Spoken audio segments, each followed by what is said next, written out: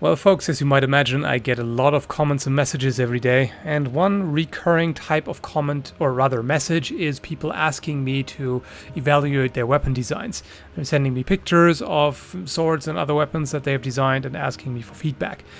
And unfortunately, I simply don't have the time to do that, because in order to give, good, useful feedback, you have to go a bit more in detail, and I would have to take a closer look at it. And I simply, not only do I get too many messages and comments, I'm also otherwise busy, and I just don't have the time for it, unfortunately. So to everybody who sends me these messages, I'm sorry, but I just can't do that. So instead, I decided to make a video about it, about general weapon design, specifically in Photoshop, because it's pretty suitable for that. Maybe you want to have it made by a professional bladesmith, or maybe you're a video game developer or want to use it in some artwork, and you're interested in making it look practical and usable. So especially if you want to have the design made by an actual bladesmith, or if you want to use it in a video game or an artwork, hopefully this will help you. So you just open up Photoshop, open a blank page. A very important habit in Photoshop is always to keep multiple layers. Let's say we have this here is the background layer, which is just white. And what you can do is click up here at the padlock, and that locks it so you don't accidentally draw on it. And then you create a new layer, and you go to the pen tool. You can either press the P key or click on it. It's over here. And then for a basic shape, you just click two spots like that, so you get a straight line.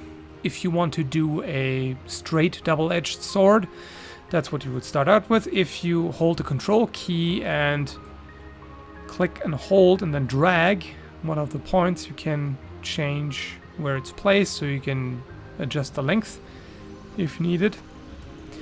And it's also pretty easy to go for a curved shape instead. Let's say you wanted to go for a scimitar with an overall S shape. You can just, when you go on the line with the tool, you see the plus. So you click on there now.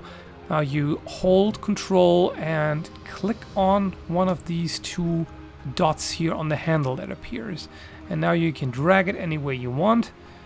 You can also, while still holding Control, click on the point itself and then drag it along here. What you can also do is hold the Alt key and then click on either of those 2 points to move them independently. That works very well. The only drawback of that is that you can get kind of a corner here. If you don't want that, you're better off using the Control key. And you can also push it in and out, and you see that changes how curved it is. So if I go here, say, that looks a bit strange, but if I curve it over like this, that looks a bit more interesting. And yeah, let's say I want that. So if I'm happy with that and I want to continue at another point, I have to hold Control, click elsewhere, then I left click the point where I'm going to continue from, and now I can continue right here. And I can do the same thing. Come up here, and if I want to do a scimitar, I would drag the point up a bit more from the other one so that you have this secondary point. By the way, if you do not want this to happen when it looks all rounded off, you have to hold Alt and just move the point all the way down. So then you get a nice, crisp point there. And of course you can always manipulate it any way you want. Like that, say. And yeah, there's your basic shape. Make sure you're on the right layer. Right click, stroke path, use the brush. There you go. And if you want this to be gone, you can just click enter. And there you are now. You just have your line art. However, I wouldn't really recommend that at first. It is actually better to leave it at a path as it is now, because then you can always change things about it. Like for instance, what I'm noticing right now is it's a bit too long and too skinny, so I actually want to change that. And let's say make this curve a little more elegant looking.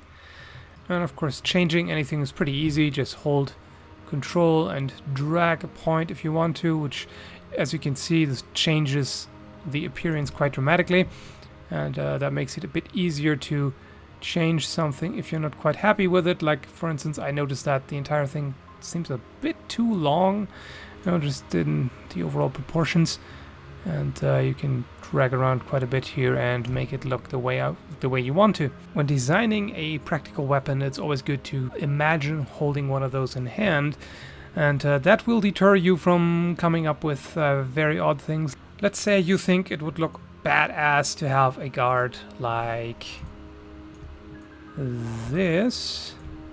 Yeah, it may look very creative and everything, but if you imagine what this would feel like, not very good. If you have, your own guard threaten you with spikes, that's probably not the greatest thing to do. Also, having a pommel like that,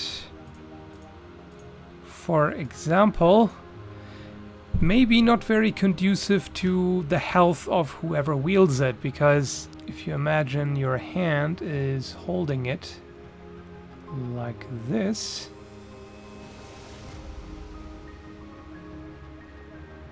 well, you can see how close the spikes are to your hand. And if you were to swing the thing while swinging it forward, you can see what the spike does. Ow. That is not particularly pleasant. So if something like that happened to you and it's just a matter of correcting individual spots, you can either right click on them and go to delete anchor point, or your best friend in Photoshop is step backward, Alt Control and Z. That way you can just get rid of this abomination, unless it doesn't go back far enough, but then you only have to delete a couple of points, and then you can come up with something more useful. Say something like this maybe. If that's not fancy enough, then, and if you really want a spike, then say maybe something like that. That might work a little better. This shape would also be more useful for the hand because it prevents it from slipping down. As you can imagine, if your hand is here, here's your pinky, it's not really going anywhere. Oops, no, I have enough fingers. It's not really going anywhere because this part kind of locks it in place. So that wouldn't be a bad idea. How about an axe? Of course, you can just do something like, let's do a slightly curved and then just go crazy on it. Yeah, you can do something like that, which, if you're into that, okay, it's not my thing. It's not particularly useful.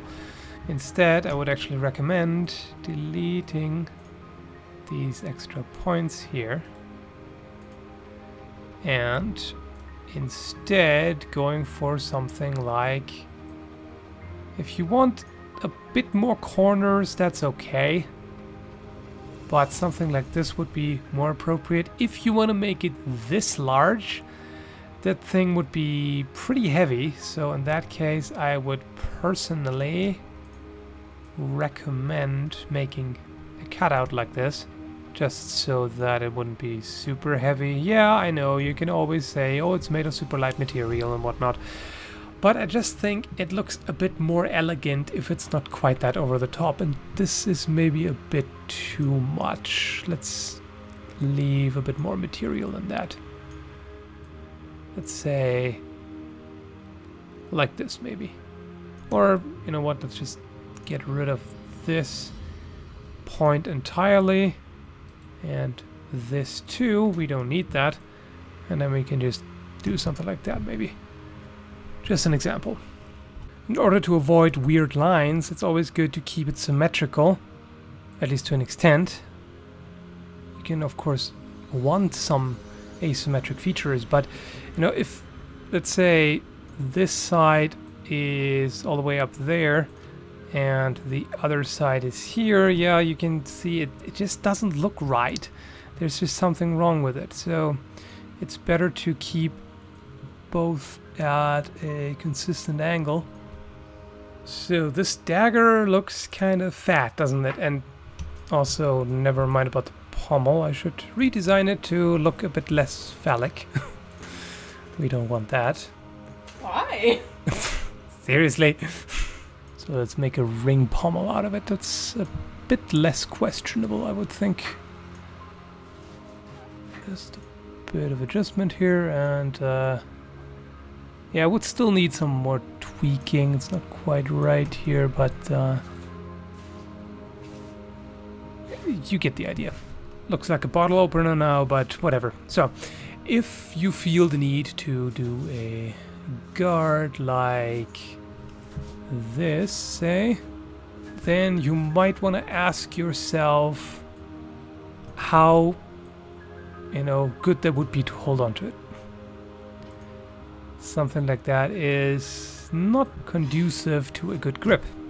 If it points towards you like that, it might be pretty difficult to get your hand in there, you know. That would make for a slightly awkward grip, I would think. So things like that. You can see that if you were to move the hand, this would definitely interfere. And if you're unsure about the proportions, you could look up an original museum find, like this longsword, and just take that as a basis. And just paste it in here, click on opacity, reduce the opacity to, say, 35, and now you can start from there. Now you have a rough idea of, you know, what are usable proportions, and from there you can style it any way you want. You could, for instance, give the grip a bit of a palm swell here, make the pommel a bit more fantasy-like. Let's see, spikes like that, yeah, might be a bit problematic. They could hit yourself, but I know that spikes are always very popular in fantasy, so let's just go with that for now. And, you know, modify it. Still follow the basic shape, but you're doing your own thing. Here, if you go by that, then it still has the right proportion overall to be usable, but it just looks a little fancier. And of course you can change things, like for instance if you want a wider blade towards the end, if you don't want the kind of armor piercing blade, but instead something a bit heftier, then yeah, there you go, can do that as well. If you want to make this truly even and symmetrical, it would actually be better to copy the spots that you already did, like in this case the shape on the pommel, but I'm just gonna wing it right now. So you can then open another layer and stroke the path to check out how it looks, and hide the other one, and then you can see that there are still some issues to fix here. Symmetry issues, like this here for instance, are mainly what make a design look unprofessional. So if you fix that, it looks a lot better. But yeah, that's the basics. And again, you just kind of think about how this would feel in the hand. If you imagine one hand is up here, and the other down there,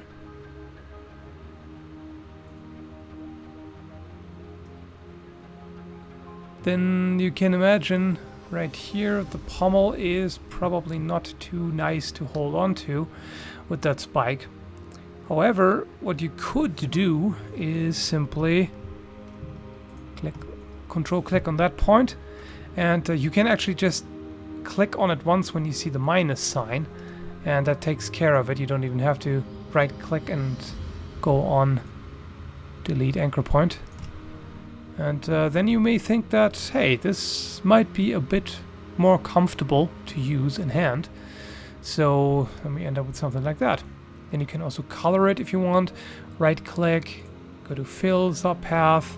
You can fill it with pretty much anything. And afterwards you can always right click on the layer, go to blending options, and then use whatever you want. Different color, gradient overlay, that usually works very well to give it that kind of metal look, or pattern, bubble sword, whatever you want. And ideally you would make the different parts on different layers. Like you could have the blade and tang, if you want to draw that separately, on one layer, the guard on the second layer, the grip on another layer, because that of course has to be a different color and structure if it's supposed to be wood or another material. And you can have the pommel either separately or together with the guard. Just, you know, however you want to choose the colors. To give you an example of a finished design, this is a custom knife or short scimitar, I suppose. One of my viewers is actually working on making that right now, which is very awesome. Definitely looking forward to getting that.